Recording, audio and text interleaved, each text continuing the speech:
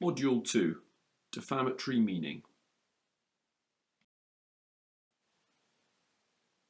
Meaning is very important in defamation cases. The reason is simple. One of the most important defences to any libel claim is truth. A defendant needs to prove that the facts alleged are substantially true. So the meaning of the publication determines what the defendant has to prove in order to succeed with the truth defence. Let's take a concrete example. There's a big difference between a direct allegation of guilt that Mr. Jones is a corrupt businessman, on the one hand, and an allegation that there is some evidence that would justify investigating whether Mr. Jones is a corrupt businessman, on the other. In the case of the former, a publisher would have to prove that Mr. Jones is corrupt. In the case of the latter, only that there is some evidence suggestive of corruption. So the more serious the allegation a publisher makes, the stronger the evidence required to support it, and the harder the publication would be to defend at trial.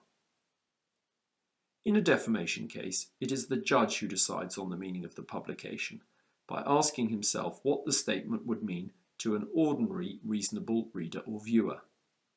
The basic rule is that the judge looks at the whole publication and that first impressions count, as ordinary readers don't scrutinise texts like lawyers do. The defamatory allegation is given a single meaning, and if there are different allegations in the same publication, they are each given different meanings. This is known as the single meaning rule.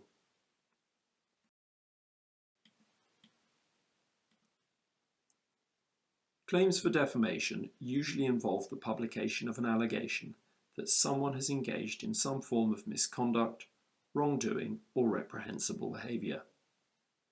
As I have already explained, defining the meaning of an allegation is very important because it determines what a defendant has to prove in order to establish its defence. The courts have laid down that there are 3 levels of meaning, with the most serious being a direct allegation of guilt, level 1, then reasonable grounds to suspect that a person committed an act, level 2, and finally grounds for investigating whether someone has committed an act, level 3. Sometimes it can be difficult to distinguish between different levels of meaning. But the reason this is important is that one of the ways of reducing the risk of a publication is to turn a direct allegation of guilt into an allegation of reasonable grounds for suspecting or grounds for investigating. This is a technique frequently used by investigative journalists to reduce the risk of having to prove the truth of a direct allegation of wrongdoing. We will return to this in later modules.